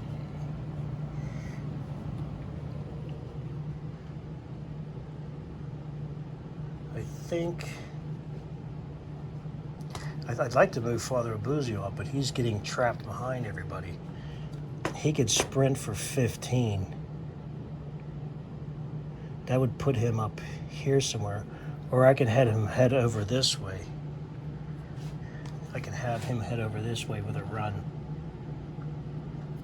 He can move over this way. So we're gonna bring we're gonna bring him over here for 10 inches.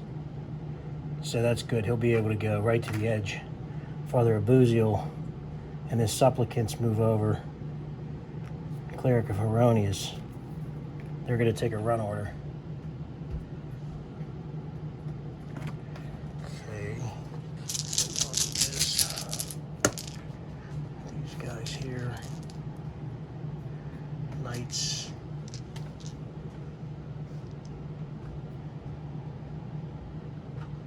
Knights. I think we're going to bring Sergeant Jeremy's unit up. Sergeant Jeremy's unit up. Or Sir Jerlig. Sir Jerlig's unit's up.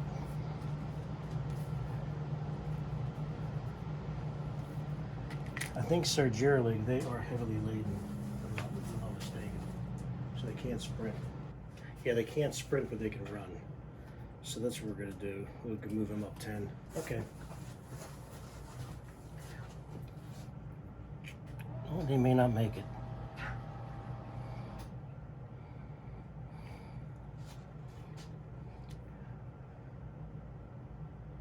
But they can make it if I bring them up on this side over here. So let's see. Here's 10, and it gets them away from that vent too. 10, 10, 10, 10. They take a run order. They can't sprint because they are heavily laden with all that armor. Let me go back to the bag here. knights again.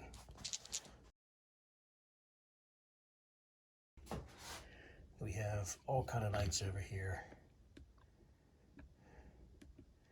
I think we're going to go with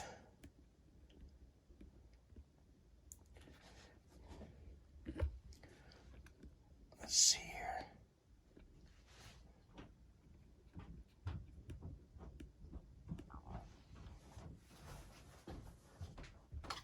Let's see what we got over here. Sir Gossett's going to move up. We'll advance him up.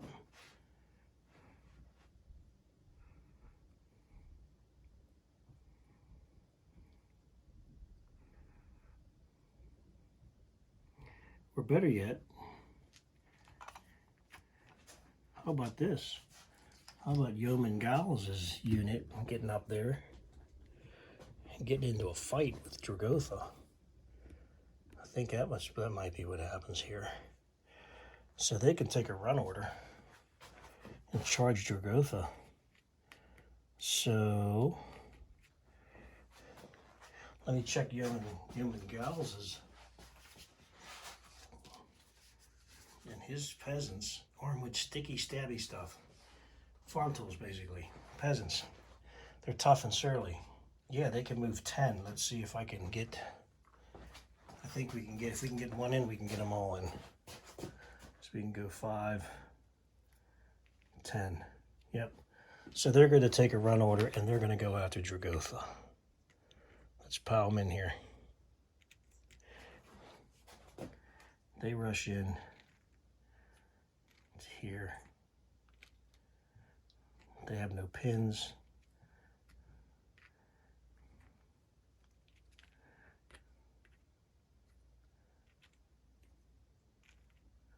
Okay. They're outside of 1 inch. They do have the special roll on them from Dread Presence, and they're terrorized. But they take a run order on Dragotha. So we'll get ready for combat here. Scoot this up a bit so I can get my tray. Okay. So put this right here so we can all see. And we're looking at, they run in, they suffer minus, they're at their strength 5 for starters. Okay. The Dragotha's Dread Presence, they suffer -1 command. So they're -1 command. All right, from the Dread Presence, and they're terrorized. They suffer -1 to command and -1 to combat. So that automatically is going to drop them down to 4s. And they're terrorized, so they can't remove pins when making order tests. They don't have any pins, so they don't need to worry about that. And they charged, so that's going to take them back up to 5s for the charge. They do not get a strength bonus, I don't believe. Let me see. No, they get a strike value of 1 because they have daggers and knives. So, we got 10 coming in on Dragotha. Let's see if numbers make a difference. Let's roll this up first for Dragotha. And we're looking for 5 or under. Hits, miss, miss, miss.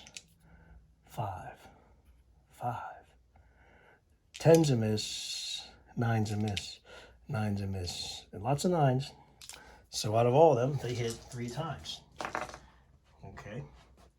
Dragotha has a resistance of 15, so they have to roll. Dragotha can only fail if he rolls a 10. 10s are failures. So I did it just the opposite, like I said, but he failed it. Okay, so he's going to take a pin for that. We'll do that in a minute. That's Dragotha took a pin. All right, and then he's going to have to roll the monstrosity chart to see what kind of damage he took. Well, let's do up the rolls for Dragotha. Dragotha once again he's going to have 7 hand-to-hand, strike value 6. Strike value 6. So here we go, strength value 6. 6 are unders. So we got 1, 2, 3, 4. So you hit 4 of the 10. All right. So let's do, he hit 4, they hit him once, but they actually hit him thing. So let's do a beer resist test. So Dragotha has a strike value of 6, and Yeoman Gnolls, peasants, they have a resist of 5. So they need to roll 1s. They need to roll 1s here. They need 1s for successes because they resist 5, and he has a strike value of 6. So Dragotha they have to roll 1s. They've rolled 1-1. They lost 3 guys. So they're going to take 3 pins. They're going to lose. They're going to either lose 3 guys, take their 3 pins, but most importantly is Dragotha failed one of his resist tests. Okay, this is a big roll for Yeoman Gnolls. So any limited damage can be dealt because he was over 14. So you have to roll a 10. So if a monstrosity has a resist value of 11 or more, which Dragotha does, once modifiers are applied, it will still fail on a roll of a 10, which he did. But in this case, only limited damage can be scored. To represent this, instead of rolling a d10 on the damage table, roll a d5 to give you the result between 1 and 5. So yeah, so we're going to roll d10 and half it. So let's see what it is. The monstrosity table, so 1. So Dragotha gets a 1. 'Tis but a scratch. The monstrosity's sturdy frame repels the damage, leaving it undaunted. He only takes a pin. All that for a drop of blood. So he's going to take a pin. He's got 2 pins. So guess what? Yeoman Gnolls lost that combat because they have 3 pins and Dragotha has 2. They have to make a break test. Now this stuff comes into play. Yeoman Gnolls, they have a command of 7. Because of the dread presence, they have -1 command, which takes them to a 6. They also have dread, -1 to break test if defeated by a dreaded enemy. So that's another -1. We're looking from a 7 to a 6, 5. So basically they'll need a 5 or under. So we'll go down to 5 or under. So they got to roll a 5 or under here in order to not take a break test. An 8, so they failed their break test. So we'll see what's going on in 1 second. Okay, I'm back. Had to take a quick break. So yeah, Yeoman Gnolls failed their break test. Now it says here on Dragotha's one of Dragotha's special abilities. So he has terror. Units within 15 inches remove no pins when taking an order test, regardless of result or special rolls, allowing pins removed. A unit failing a break test within 5 inches, which is them, is automatically destroyed. That's another unit off the table. The peasants put a couple pins on Dragotha, but suffered ultimate demise because of terror. They're terrorized. Yeah, that's just devastating because of the terror. He's a terrible creature, right? So we have another order die gone, another huge unit of men. Any unit that fails a break test within 5 inches is gone. And they can't use honor points or anything because they're not knights. Gonzo. Yeoman Gnolls. Where's this thing? Here it is. They just scream and run off the field. So, Dragotha is going to consolidate after that, of course.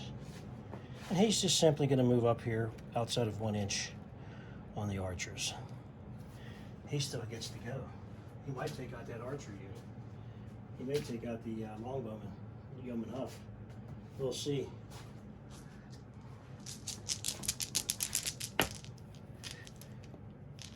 Who do we got here? Dragotha. We're not going to go with him. We're going to go with these skeletons over here. These guys over here, they're going to advance up within 1 inch.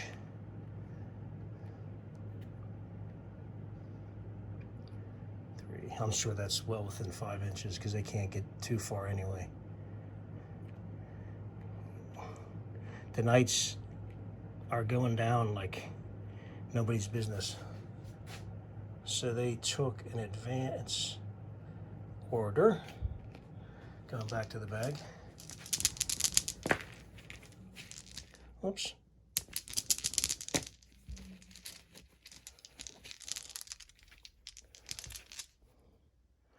Knights. So what do we got here?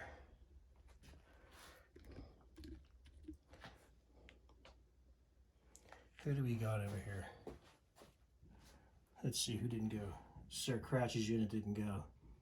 Sir Hale's unit didn't go. And they can only run. Those guys can move quickly. I think Sir Gossett's unit's going to move up. They're going to advance 5.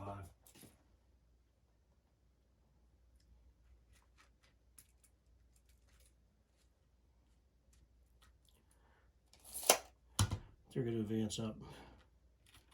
Trying to soften them up with a couple pins here, but we'll see. So we had, if you couldn't see, we had Sir Gossett's unit move up to here. Now we're going to draw another die. It has to be Dragotha. He's the last one. So Dragotha's eyeballing. Let's go over here with it.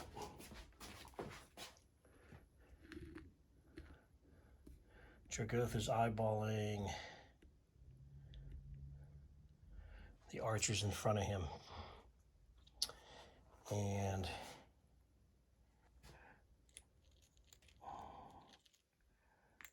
dread presence and terror. Well, I hate to do it, but now you know what? I think he's going to take a rally order. So he's going to shake those pins. He's command 9. Okay, he has to roll under a 9. So let's get that out here. 9 or under. 5, no problem. So he's going to lose a pin for that.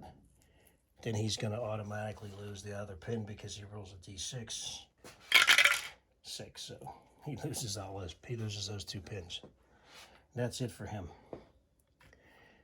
Okay. Going back to the bag, I think all we have left is 2 knight units. Yep. No, we have a... Oh yeah, sorry. We actually have the knight command to go.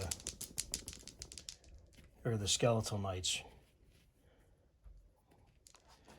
But we drew Shieldlands people. I think Sir Cratch is about ready to go. So let's go over here.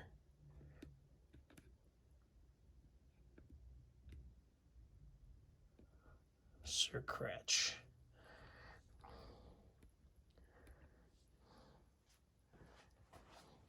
So I gotta check their unit type to see if they can run through the, if Nedwin's guys will get out of the way. They're a warrior unit, and Sir Cratch's unit is nope, they're a mounted unit. So they cannot pass through. They will advance up though. So that's what we'll do. We'll get them in position to advance up. They can move up here behind within an inch.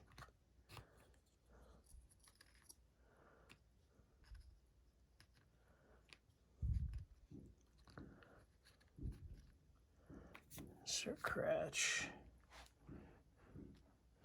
advanced up. Okay, and then we got the bag. These knights. Then we're going to go with the skeletal knights, and they're going to go over here. This unit here, and the skeletal knights can move quite a distance. So let's take a look at that. They're fast 8.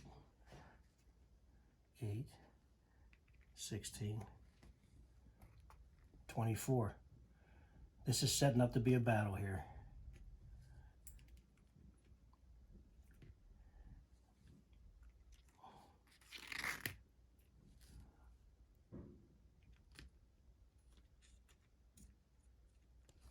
Three.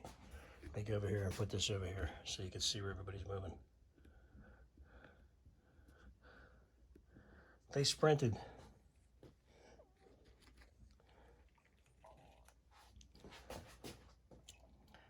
They sprinted. So, oh, they have a pin. So they have to make we might have to go back. So let's take a look. They have one pin. I didn't see that pin. They have a command of 8, so they have to roll a 7 or under, but they can't move anywhere. So let's take a look here. They have those knights that I just moved, the skeletal knights that I just moved. This unit here, they have to roll 8 or under, or they have to go back. Okay, they made it. They just made it. Okay, but they did sprint. So now they need to take an agility test, and their agility is a 5 for skeleton knights. So back with this, they have to roll a 5 or under. 7, they don't, so they're taking another pin. There you go, 2 pins. Skeletal knights moved up. They're getting ready for the big face-off. They took a run order. From out of nowhere, they come around the plume. All right, of course it's knights, the last one. And we're gonna go with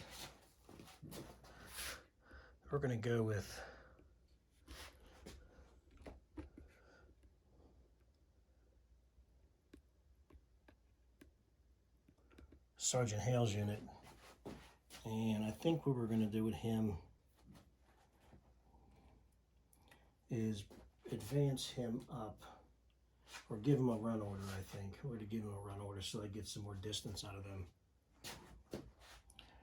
Yeah, we'll move him up here. We'll put Gossett up here.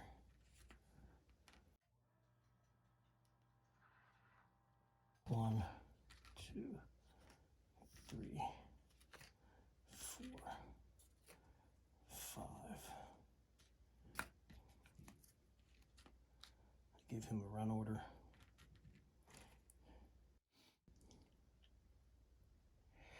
I'll put the banner man here. Okay, that's all the units for round 2. So we had a couple little boo-boos, but nothing too glaring. So we have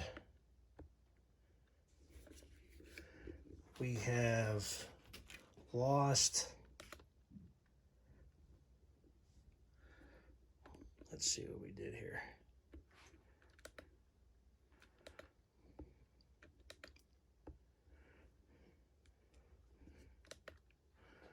We have lost Sergeant Bernard's unit.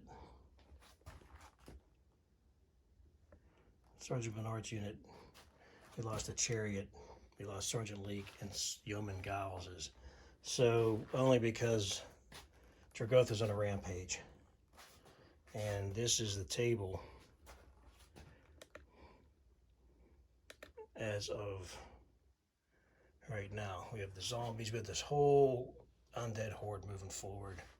We got these looking for a big confrontation here. We got Dragotha here. Hopefully they'll get enough pins on him. He keeps rallying his pins off.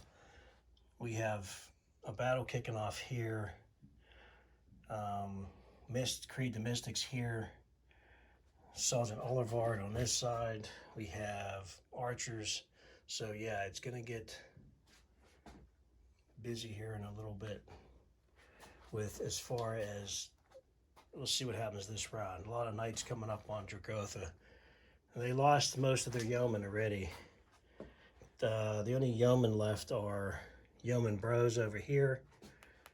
Over here, his spearmen still in the fight. Good old Yeoman brother. Othie's unit. We have Odo's. We have Longbowmen, of course, still here, but yeah, this is the losses for the knights. Yeah, Dragotha's the real deal, man. He's tough. But that's it for now. That's it. So we'll be seeing you. Round 3 coming up.